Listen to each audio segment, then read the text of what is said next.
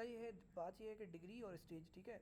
Degree ये है कि भाई डिफ्रेंशिएशन कितनी है, ग्रेड ये है आपका कि डिफ्रेंशिएशन कितना है, स्टेज ये है कि आपका मेटास्टेसाइज कितना कर रहा है। सिंपल टर्म्स अगर याद करना तो ऐसे याद कर सकते हैं। अब आती है मोस्ट इंपॉर्टेंट बात, stage yes sir. Generally has more prognostic value than the grade. कि भाई जो स्टेज है वो आपके ट्रीटमेंट का ज़्यादा आपको जी अंदाज़ा देती है कि ट्रीटमेंट सक्सेसफुल होगा या नहीं होगा। जैसे हाई स्टेज ये low grade tumour is usually worse than low stage high grade tumour. कि भाई अगर एक ओके ट्यूमर है जो हो तो हाई ग्रेड, ठीक है, आप सोचोगे यार ये तो बुरा है, लेकिन अगर वो लो स्टेज है तो एज़ कम्पेयर टू उस ट्यूमर के जो हाई स्टेज होगा, लो ग्रेड होगा, उससे बेहतर है। ओके ठीक है, तो मतलब ये है कि आपका दुआएं ये करो, ओके जब आप अपने पेशेंट के लिए दुआएं कर रहे हो तो ये दुआ किया करो कि ये जो है ना लो स्टेज हो, हाई स्टेज ना हो। ग्रेड का फिर भी हम लोग बाद में देख लेंगे। ओके ठीक है, what does stage okay means कि कितना मेटास्टेसाइज कर गया, कि इधर वो अपने प्राइमरी टिश्यू में है कि बेसमेंट मेम्ब्रेन को इन्वेड किया है, इधर वो लिम्फ नोड में चला गया, इधर वो मेटास्टेसाइज करके आपके अदर ऑर्गन्स में चला गया। जी ग्रेड क्या है कि भाई differentiation, D for grade, D for differentiation. ठीक है, जी ओके। लिम्फ नोड ये टी एन एम वो आप अपने हिसाब से याद करोगे, ज़्यादा इसमें डीप में नहीं जाना, इतने मुश्किल सवाल नहीं आते इसके। ठीक है, बस ये पता होना चाहिए कि स्टेज ज़्यादा इंपॉर्टेंस रखती है for the prognostic value. Treatment related आपको इतना पता हो, दोगे ट्रीटमेंट स्टेप 2 का काम है, आपका काम नहीं है स्टेप 1 वालों का। ठीक है, ओके ओके। चलें जी, ये इंपॉर्टेंट है टॉपिक। हॉलमार्क्स ऑफ कैंसर, कि कैसे पता चले कि आपको कैंसर है। Cancer is caused by mostly acquired DNA mutations that affect fundamental cellular processes, growth, DNA repair and survival. ठीक है, ओके। जी कि cancer is caused by mostly acquired DNA mutations that affect fundamental cellular processes, जैसे growth, DNA repair या survival.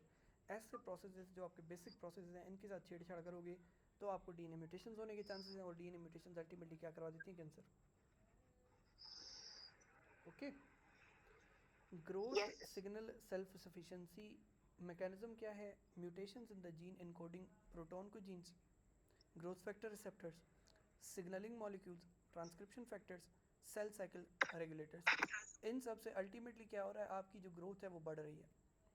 जब proton को gene होते हैं तो आपके ग्रोथ फैक्टर्स ज़्यादा होते हैं। ठीक है, एक ऑटोक्राइन लूप ठीक बन है जाता है जिसकी वजह से आपका, जैसे for example PDGF in brain tumours, platelet drive the growth factors in tumours.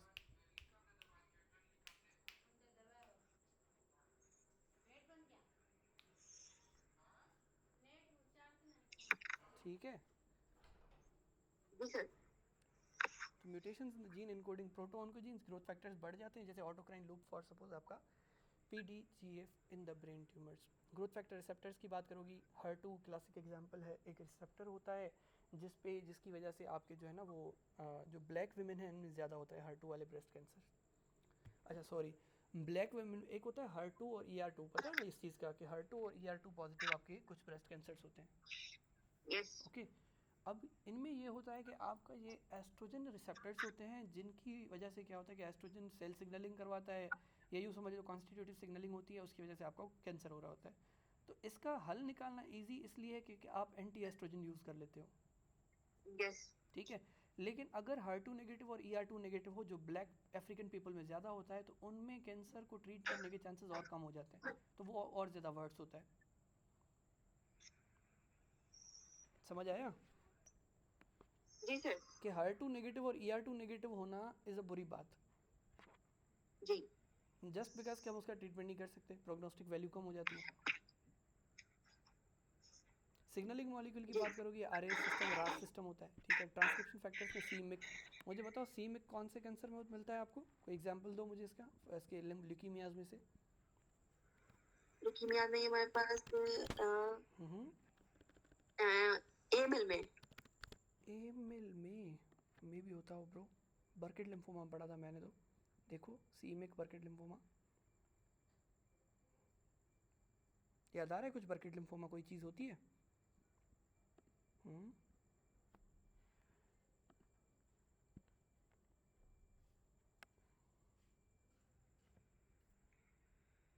Hello. हाँ जी हाँ जी, बर्केट लिम्फोमा सुना है कभी, बर्केट लिम्फोमा। बच्चों में होता है, इसमें मिलता है सीमिक। हाँ देखो फॉस्फेट, हाँ होता है, बकेट्स में होता है। याद करो, रट्टे मारो ब्रो, रट्टे मारो, ये बहुत ज़्यादा इंपॉर्टेंट चीज़ें हैं। ठीक है, मैं डिमोटिवेट नहीं करना चाहता, लेकिन इतना बता दूँ ये बहुत ज़्यादा इंपॉर्टेंट है। ठीक है, सीमिक, बर्किट लिम्फोमा। नहीं ऐसा हो रहा है तो मैं हाँ, चीज़ें भूल जाती भूलती हूँ हैं, मिस्टर चीज़ें सरवती क्यों। भूलती हैं, मैं तभी मैं वही से कह रहा हूँ ना। हालांकि ये आपका नीचे पढ़ा हूँगा, मुझे पता है, लेकिन इसके स्टिल मैंने इसको क्यों यूज़ किया, ताकि आपको चीज़ें याद हों। ठीक है, कोई जी मसला नहीं है, भूलती हैं कोई मसला नहीं है, फिर से याद करेंगे, फिर से पढ़ेंगे, मल्टीपल टाइम्स पढ़ेंगे। तो सीमिक आज हमने क्या याद कर लिया, ये सोचो कि चलो एक चीज़ ये तो याद होगी ना कम से बकेट्स। कम, बस। ठीक है, बर्किट लिम्फोमा। ओके, एनमिक से क्या है, न्यूरोब्लास्टोमा। फिलहाल सीमिक याद करो, बर्किट लिम्फोमा। ट्रांसलोकेशन देख लो 8-14, ये ट्रांसलोकेशन याद है तुम्हें? याद है, याद है। या निमोनिक बताऊँ इसका? चलो बता देता हूँ, याद बताएं। करो। ये 14 ईयर्स की एक लड़की होती है, ठीक है, उसके साथ 8 साल का भाई होता है, छोटा बेबी। ओके, 14 साल की एक लड़की होती है जिसका नाम है फॉर्स आफरीन। आफरीन के साथ 8 साल का बच्चा होता है। तो कैसे याद कर लें हम लोग कि ये जो आफरीन और ये है, इन इस पर क्या होता है कि इस पर बरकत बोलते हैं ना, बरकत, हम लोग कि बरकत का हाथ होता है बहन का अपने भाई पे। ठीक है, तो हम इसको ठीक है। और यंग अडल्ट में ये जी ज़्यादा होता है, देखो यंग बच्चों में, यंग अडल्ट में, एडोलिसेंट्स में, तेरा ये छोटे, मतलब एडोलिसेंट हालांकि छोटे छोटे तो नहीं होते, जिस निमोनिक याद करवा रहा हूँ कि 8 साल का एक बच्चा और भाई होता है जो अपनी बहन के साथ जा रहा होता है घर की जाने। ठीक है, ओके। अब क्या होता है, रास्ते में इनको एक पागल लड़का मिलता है, इस लड़की को, जो साइकिल पर, साइकिल इन D1 आ रहा होता है, और 11 साल का होता है। इसको ये लड़की पसंद होती है, इसके पीछे होता है। ये मेंटल है, मेंटल सेल लिम्फोमा, पागल लड़का। ठीक है, अब जब ये लड़की आगे जाती है, 14 ईयर्स की बंदी, ये जब 18 साल वाले लड़के को देखती है तो इसको वो लड़का अच्छा लगता है, हैंडसम लगता है। उसके फॉलिकल्स जो हैं वो मैच्योर होना शुरू होते हैं, फॉलिकुलर लिम्फोमा। दिल में लड्डू फूटा फूटा। ठीक है, नहीं भी याद हो रहा कोई मसला नहीं, फिलहाल याद मैं समझा रहा हूँ, देख लो भले।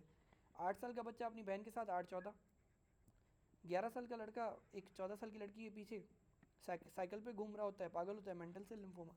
14 साल की लड़की 18 साल वाले ठीक है। बंदे को देखती है, फॉलिकल्स उसके मैच्योर होना शुरू होते हैं, उसको वो लड़का क्रश बन जाता है, अच्छा लगता है। ठीक है, लेकिन लड़की इन सही दोनों के हाथ नहीं लगती, ना मेंटल पागल वाले के, ना हैंडसम वाले के।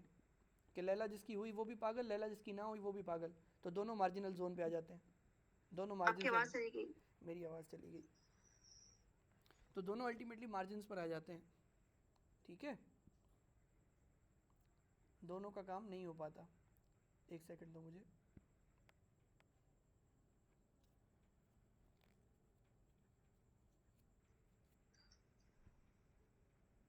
ओके, अब आ रही है आवाज़, जी अब आ रही स्क्रीन भी आ रही है? है, जी आ रही है। ओके, तो मैंने क्या बताया, 8 साल का बच्चा होता है, अपनी 14 ईयर्स की बहन के साथ होता है, बरकत वाले हाथ होते हैं, बरकत लिम्फोमा।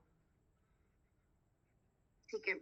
अगर यही लड़की, इसी लड़की के पीछे 11 साल का बच्चा हो, ये 8 साल का बच्चा अपनी 14 साल की बहन के पीछे चल रहा है, ये 11 साल का एक लड़का आता है, वो 14 साल वाली लड़की के पीछे होता है, लेकिन पागल होता है, जी और ये साइकिल पर घूम रहा मेंटल। होता है, साइकिल D1। ठीक है, जी थोड़ा उल्लू का पट्टा होता है, वेरी एग्रेसिव। ओके, ठीक है। जब लड़की आगे जाती है जी 14 साल की, इसको 18 साल का लड़का पसंद आता है, फॉलिकल्स मैच्योर होते हैं, वो कहती है कि ये मेरा क्रश है, तो इसको हम कहते हैं फॉलिकुलर लिम्फोमा। ठीक है, लेकिन ठीक है। लेकिन लैला इसको, लेकिन जो लड़की होती है वो ना 18 वाले को मिलती है, ना 11 वाले को मिलती है, दोनों का फ्यूचर तबाह हो जाता है, मार्जिन पे रह जाते हैं, मार्जिनल जोन लिम्फोमा 11-18। ठीक है।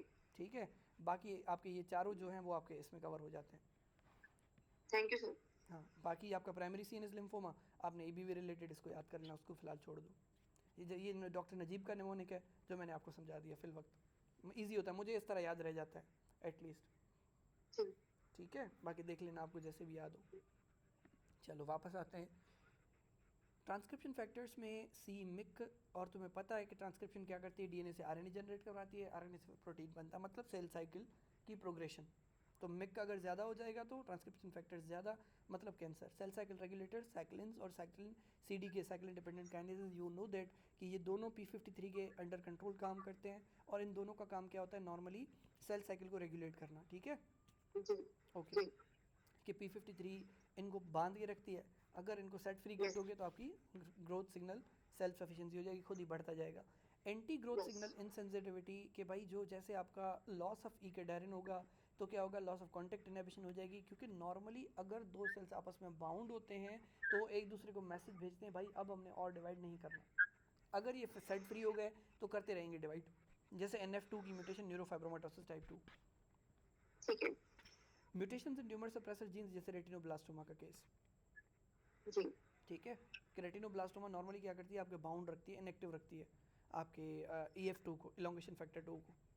लेकिन यस अगर इसको आप हाइपरफॉस्फोराइलेट कर दोगे, एक चीज़ और याद कर लो बायोकेम में, ठीक है, ये थोड़ा सा पैराडॉक्स है, वंस अगेन इसको समझना।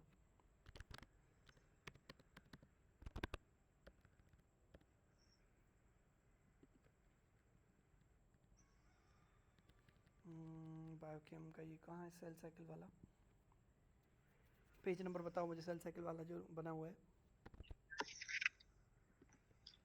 क्या 45 पेज है, देखो।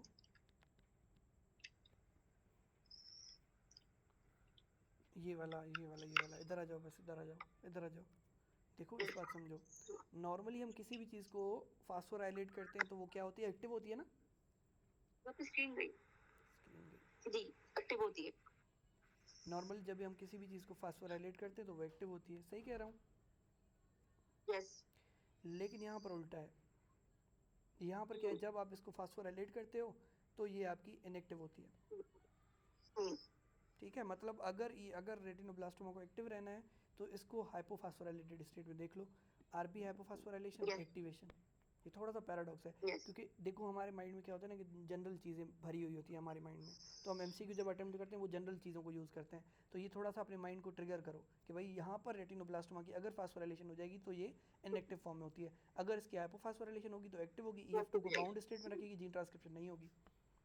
अगर आपने रेटिनोब्लास्टोमा को अलग कर दिया तो जी EF2 फिर सेट फ्री हो जाएगा और सेल साइकिल और ज़्यादा होती जाएगी, positive impact on the cell cycle, ठीक है। ठीक है लॉस ऑफ जी ईकेडारिन का आपको मैंने ऑलरेडी समझा दिया है कि एक तो सेल्स जी एक दूसरे से अलग हो जाएंगे तो डिसेमिनेट करेंगे, दूसरा जब तक आप एक दूसरे से बाउंड होते हो तो एक दूसरे को मैसेज भेजते हो कि भाई गलत चीज़ नहीं करनी। अब क्योंकि अलग हो गए तो ये मैसेज जाएगा ही नहीं कि सेल डिवाइड नहीं होना है, होता रहेगा सेल डिवाइड। इवेजन ऑफ जी एपोप्टोसिस, स्क्रीन हाँ स्क्रीन जूम पे ट्राई करें, भेजूँ लिंक।